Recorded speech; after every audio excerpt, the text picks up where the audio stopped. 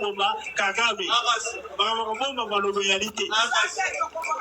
Tout ça, ça la place, tout ça, ça la place comme Félix, Bantou. On va venir au Bantou, on va venir. Puis je vais dans ça la place comme Manadi, tout. On a meilleur là la politique. Il n'est pas de vivre. On va la politique réalité. Ce qu'on va comprendre dans l'hôtel, là, l'écoute à moi, si là, il est aujourd'hui. La boulangerie, il part qui est au côté.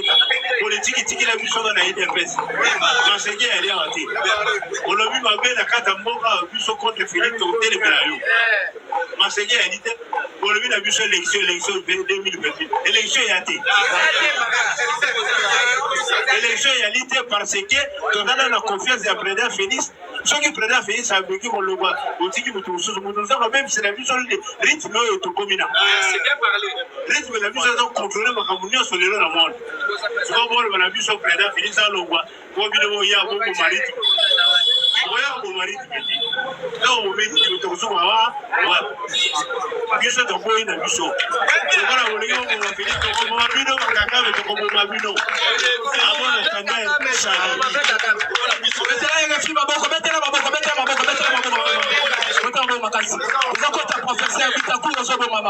Après Bitakura, Wazalendo. Programme la Zotika, professeur Azokota, Bitakura, Wazalendo Bozobo Mama. Professeur Mama Koufaki, Mama Katret, Okudae, Lobby. De l'autre zone là, chaque jour dans la caravane, Tola là, la Kula, la communalité l'église. Donc, pour ça, la cotisation de l'équipe, Mama samedi. Atokune le bijeudi, Betala 42 ko, Azamukolo, Nakata Bakolo. Akata ni Kambangoa, nous voyons que la charge de l'équipe à casse. Moi, je vais le zati. Donc, ça me dit que je vais 1000 fois pour la top profit. Na oyo et bon et bien vraiment qui na oyo zoma qui pour le faire passer que ba comme on doit sauver vite hein parce que moi mon ndambu ba ceux qui te kundé pe mais na ko ba sa bon ndambu le ko peut tout ça là qui en voilà pour l'équipe qui m'a modélé là donc samedi moi quelque chose pour te presser plutôt pour d'attends-moi ça va hein attends-moi la maïsa ba été mais voilà professeur Azokota mettre ma bonne makasi mettre ma bonne makasi mettre ma bonne on doit créer ce viva siwe. Je salue les garants de la nation, je salue la première dame et je salue la conseillère du chef. Je te salue la K200 486 de N. Bonjour. Bon, les gens écœurants, puisque le sang a bilo rébellé, on a perdu beaucoup d'êtres chers. Perdre un père géniteur, c'était difficile. Perdre aussi un père politique, charismatique, c'était très difficile. Et perdre aussi une maman, c'est cette maman qui a fait de moi ce que je suis. Encadrement scolaire, même spirituel. Quand je prêche la Bible, c'est elle, parce qu'elle était aussi pasteur.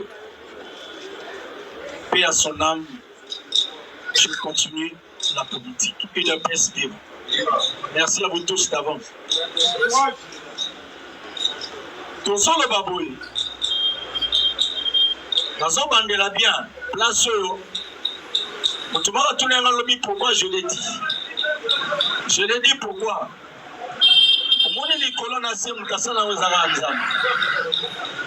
Toutes les créatures, et vous n'êtes pas créateur et mon. Toutes les créatures craignent Dieu. Et ils ne peuvent jamais désobéir à Dieu. Attention, il faut reconnaître. Jésus-Christ, sur la terre comme humain,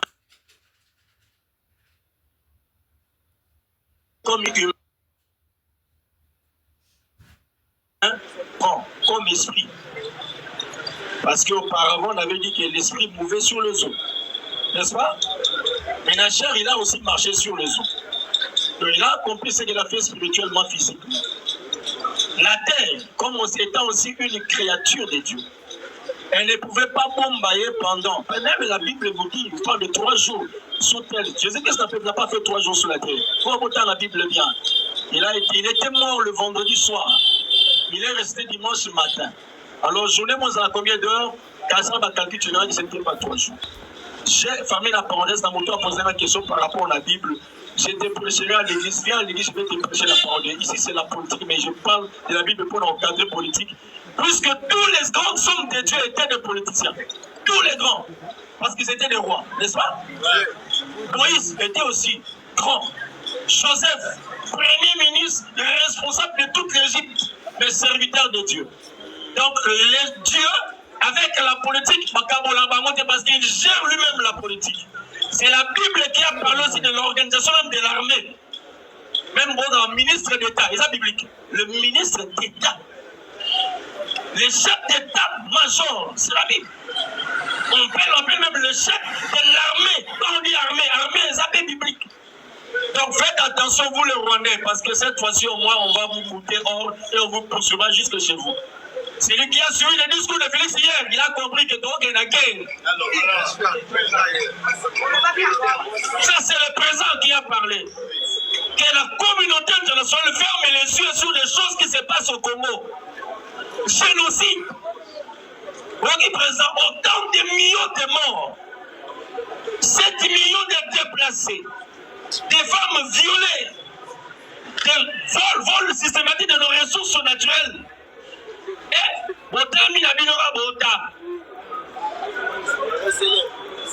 il ne passe vivant. Mais ce qu'ils veulent, c'est maintenant nous les Congolais qui doivent réagir. Combattants, il y a un moment où on a la défense, mais il y a aussi un moment où on a fait l'attaque. Faites attention dans le sport, quand on est dans le football. Lorsqu'une équipe est tellement défensive, que ça va toujours. Parce que quand on attaque, jusqu'à ce que ma défense va faire faute de penalty. Ou bien on cassé bingo à Gidiba. Gardien soit trop sollicité, parce que bingo a pété. Parce qu'à l'origine, il rebelle, ils ont en limite de côte. Pour dire, moi, ce qui fait ici, mandat n'a une mission d'ailleurs. Si moi je viens à la présidence de la République, il n'y aura plus de ministère de la Défense. Il y aura le ministère de l'Attaque. Tu m'as compris? Parce que quand on défend trop, on peut risquer d'encaisser. Je vous dis une histoire vraie. Maintenant là, il y a un chef d'état-major général.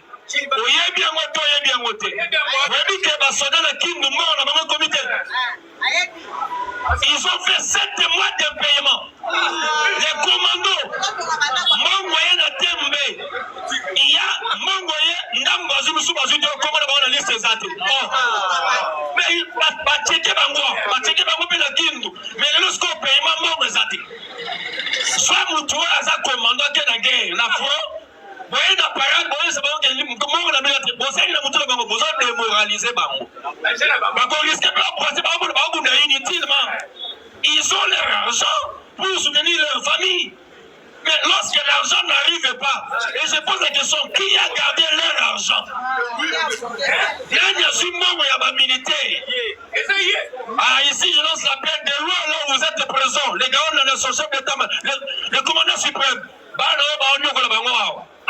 Nani afutaka armée akani mbongo ya armée. Parce que pour cela le mois comme on a c'est dans le checking out. Ils ont fait le tout. Mais combien kuna mbongo été? Quand on s'est retrouvé tellement d'abord, vous allez les décourager, ils vont laisser les ennemis. On doit se dire la vérité. Non. Mais ils avancent pourquoi? Ils avancent pour passer par contre habite un moment il y a vol systématique à la ressource. On sent la tension. Vous voyez qui dit des caméras? Les amis, non. Ils ont leur but existentiel. Ça c'est grave. C'est un terme français. Hein? Leur but existentiel. Dans l'année Sodo Bakamati, il y a tout. Alors, nous les Tutsis, nous n'avons pas de territoire. Ça la but moko ya biso avant que Yoweri Museveni Kagame bakufa. Papa c'est jamais qui peut pas dans une édition. Ils disent que baolu kama télé moko ba fana Tanzanie a passé mon batante ba linga bango. Mais alors bien les Tutsis n'habitent que Bahutu les Tutsis. Parce que les Tutsis ne sont pas des résidents à Rwanda, non. Les Tutsis sont des nilotiques. Les nilotiques sont des enfants bâtards. Bana makangu papa bayebana te baso basemi pele-mele. Et batone côté ba Érythrée, Djibouti, Somalie, tina Kenya. Et je crois même Obama pasala azaka peka bâtard. Il te paie ce vivant. Parce que c'est un nilotique. Il a fait aussi de mal au Congo. Congolais, bafunga la misu bien. Bien faire, il y a caméra, il faut monter la bien. Bon, cette caméra a démissionné, Pamba. Il y a eu pression, oui. À qui humiliation, oui. Mais à bon, ça dit qu'à toi, qui met ton Kangoka parce que Ibaki. Quand quelqu'un démissionne, il y a aussi quelque chose. On peut démissionner pour l'honneur, tout démissionner pour les déshonneurs. Caméra ne démissionne pas dans déshonneur parce qu'il a volé. Caméra reconnaît qu'il a volé les 9 millions de députés, là, 33 députés fictifs, tout. Les programmes 100 jours et consorts. Donc, Caméra, calme, mon affaire, et ça calme, il y a hypocrite. Comment on dirait, mon ya mawa, abimine ya tiki pose malembe, ça démocratie. Yo, démocratie, non, on a tout la démocratie. On a la démocratie bien habituée. Cela veut dire, par rapport à discours, il y a Didier, on vit la même dans CNS. Il fallait vous apporter un discours, il y a Didier Kamel. Vous faites sango, vous faites l'analyse, vous faites qu'est-ce que lui appelle le but existentiel? J'aimerais le lire comme texte normal. Combattant. Non, ça en a eu deux pièces. Oh, il y a deux pièces battant, c'est du bon manayo. Tout le coup, s'il reste l'eau.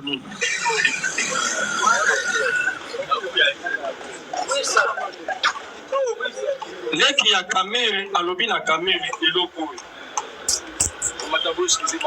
Il y a beaucoup d'images. Sur WhatsApp, on va mettre la bine en WhatsApp.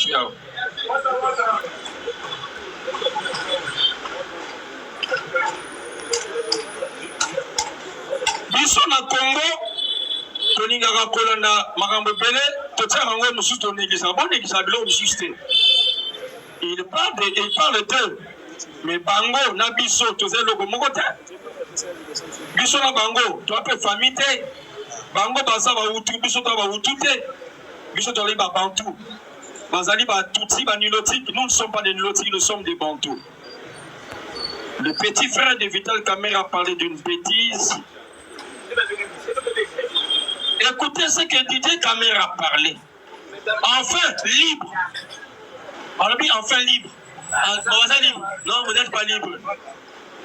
Vous n'êtes pas libre, vous êtes des esclaves.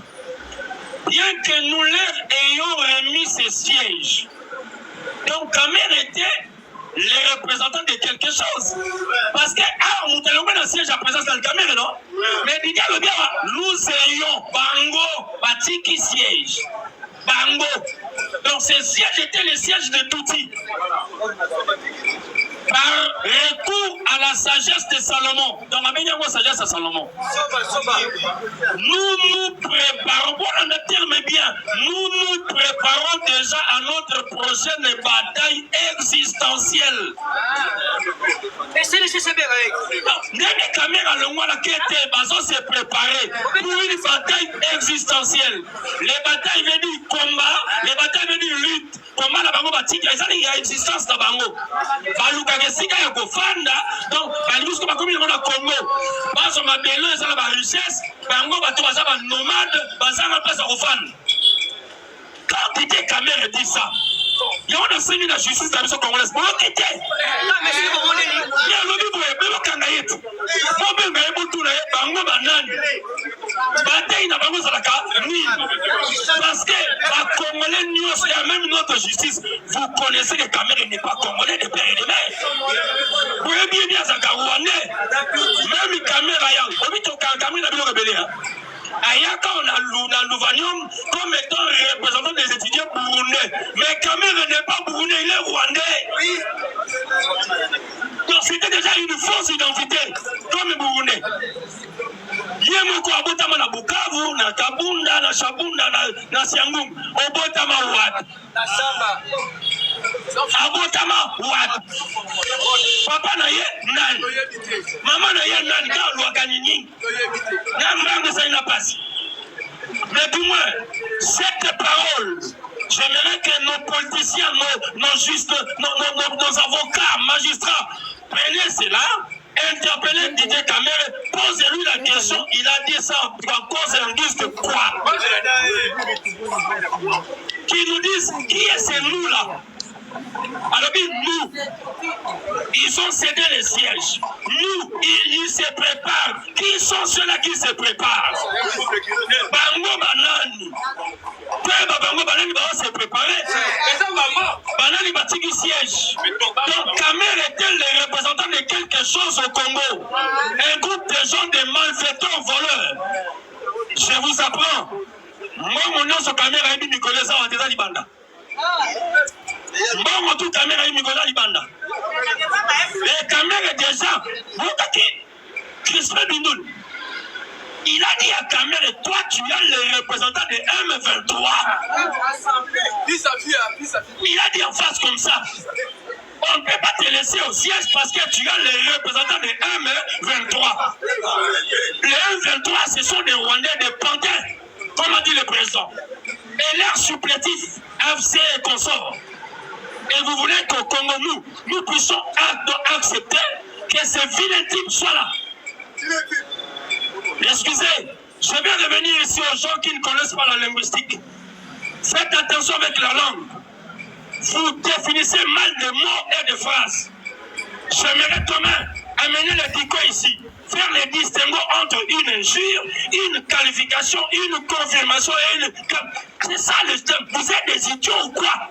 Même le pays Congo est un pays francophone. Les Français voyaient bien monter. K.O. à Fignac.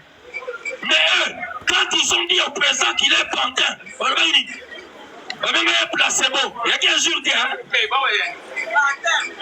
Biso Tebo Finga bien. Biso Tebo le va bien. Ou le bien biso de Betiobo. So de Betiobo Baléli. Aussi, bah, tu dis que non, quand vous avez taxé Fatih des plantins, attention, Fatih ne va pas vous répondre parce que c'est un type responsable. C'est moi qui vous répondra. Moi, je vous répondrai bien. Parce que je connais même des clochards qui sont chez vous là-bas. Quand je dis clochard, chaque commentaire, je ne mange pas de mots. Hein. Il y a des gens, au moment de Libanda. Libanda. Voilà, dans la gare du Nord. Bakenda Poti à Mouyib.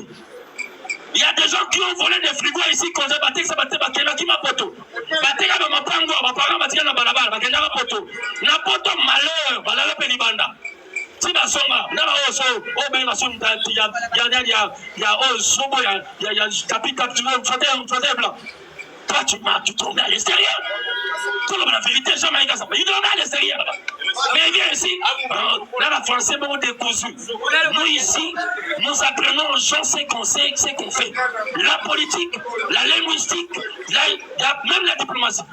Je vais dire aux autres, Fatih, tel que Dieu l'a pris, je répète encore aujourd'hui, que les Congolais sachent que les Américains, ils ont taxé Fatih comme étant le prince des mandatables.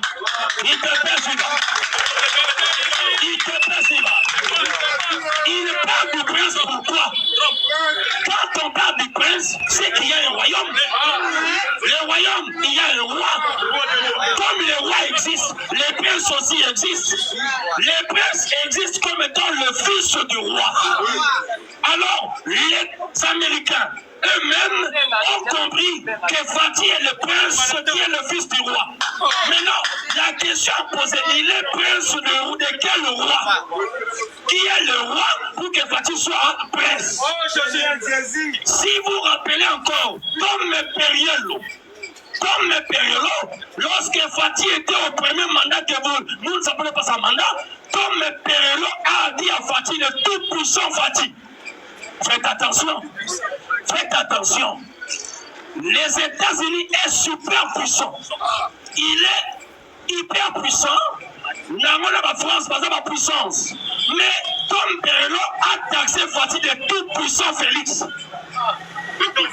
Tout puissant. Entre la superpuissance et la toute-puissance, il y a un distinguo. Tu es super puissant, mais tu n'as pas la toute-puissance. Donc Fati est même plus que Satan. Satan est puissant. Satan, il est puissant. Les démons aussi sont puissants. Même les sorciers sont puissants. Mais l'Éternel Dieu, elle est toute puissante. Lorsqu'on dit Fati tout puissant, parce qu'il est le fils de celui qui est tout puissant. Tel est le Père, tel aussi est le Fils. Le Fils est l'image du Père qui est invisible. Mais à la prise du pouvoir, Fati nous a menés au stade. Il a dit, Père tout-puissant, sois le roi, moi je suis le prince. Mais c'est aujourd'hui que les Américains ont interprété ce que Fati a fait au stade. Il est le prince de Manhattan.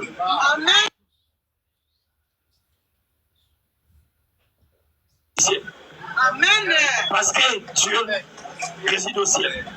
Qu'est-ce que le ciel? C'est la sphère où il y a la pureté, la perfection, la purité. Vous m'excuserez parce que je suis éprouvé. J'allais bombarder une chose. Dieu me dit non, tout ça. Mais je dirais, non, pas injurier, bombarder. Bombarder. Parce que parce qu'on va demander injure. Il n'y a qu'un injurier plus le bombardement. Cela veut dire, aujourd'hui, je veux dire aujourd'hui, les Rwandais, préparez-vous. Si le président Fati ne le dit, nous le ferons. Parce que c'est le peuple qui est souverain. Combattons ensemble avec nous. Moi, je connais une chose. Je suis tellement heureux d'avoir été auprès du vieux Étienne Tshisekedi Moulumba. Vieux Étienne, en dehors de l'Amérique, c'est le peuple. C'est la volonté du peuple. Ça là, il y a comme ça. C'est la volonté du peuple. Vous avez compris, hein? Oui. C'est la volonté du peuple. Parce que le peuple est souverain. Je dis, je vous remercie.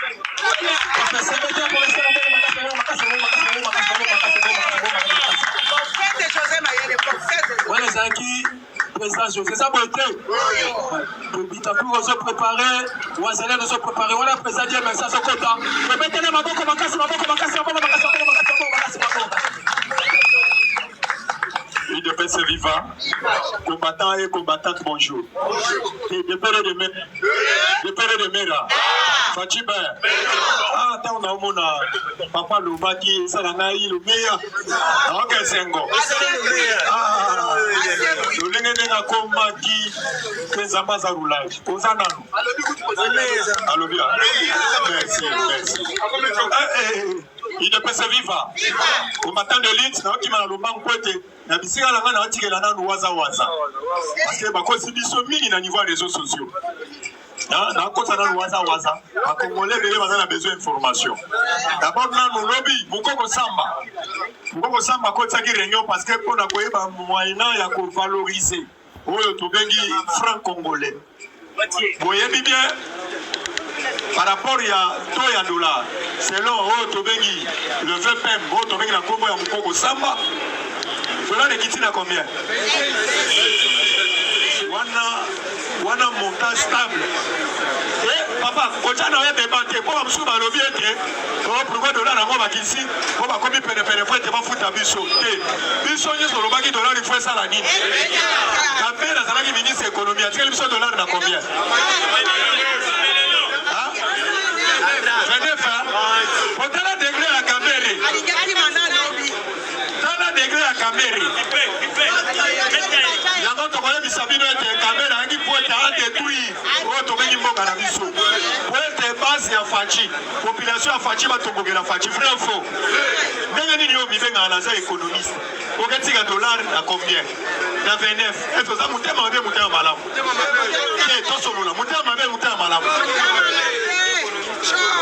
Combattant l'élite, vous voyez bien, discours d'un chef de l'État. À niveau attribué aux Nations Unies, à Sengi d'abord, au Tobengi, retrait, il y a des troupes militaires sur la sol congolaise. biso pe toluka moyen ya koétablir oyo tobengi babisika nyonso ya leta azongela esika na ye. Le cadre aussi Paul Kagame alingi korespecte te oyo tobengi processus oyo tobengi ya pe na niveau tosignaki biso na ye. À tout moment azo renforcer na niveau toujours ya S. Pe facha sengi sous application États-Unis d'Amérique pour le déploiement na niveau ya S ya mboka na biso. Yango na kosenga te na zoto ya bi déjà waza. Lokola biso to ko décortiquer yango mingi lobby waza na kota na makumata bana besoin actualité. Le temps matin. Mwana mboka. Mwana mboka. Mwana mboka. Mwana mboka. Mwana mboka. Mwana mboka. Metela biso moko makoko.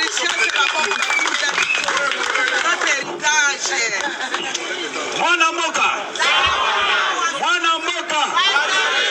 Mwana mboka. Mwana mboka. Mwana mboka. Soki likambo matele bisika bozali. Toza déjà ba les champions bandeko. Fatime. Pourquoi tout le monde les grands diplomates les grands stratèges bomba mukwa biyibi nyonso na selemawe 2028 Fatime akosala remise na prise na chino mokosala remise na toi oboyelo bandeko na biso ke 2028 toujours Fatime tanke Kagame Museveni oyo yangamu oyo baza na pouvoir jamais président Félix Okikolongwa na pouvoir ye asanan puisque na mito tolo bala bilo awa président akomi chef ya ba Kagame ya ba Museveni ya ba Ruto ya ba président nyonso africain pour votre information.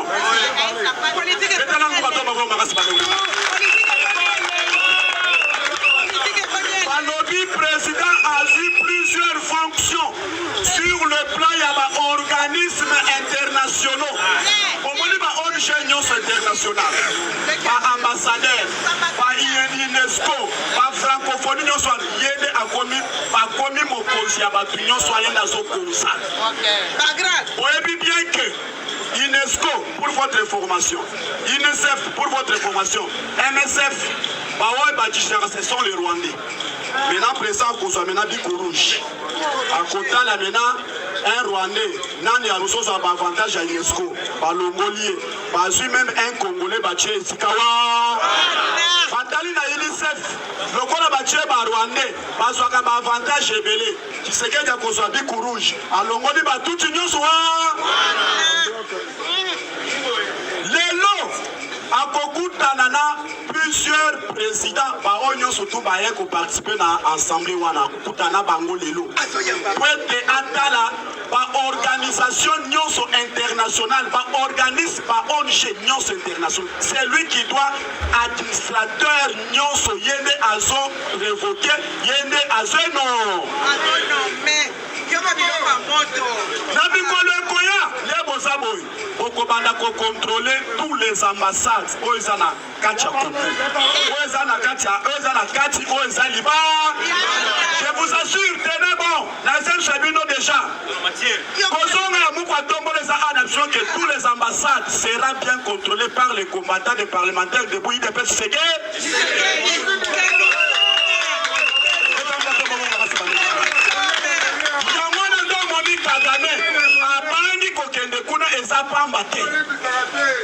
Puisque Kagame a consacré à Mindela biso bango que génocide na Rwanda, génocide na Rwanda. Or génocide na Rwanda ezalaki c'était les Hutu na batuti bango moko babetanaki yamwana nde akei kuna akosi ke epa na ngai génocide ezalaki. Or génocide nde esalamaki na Congo pendant 30 ans.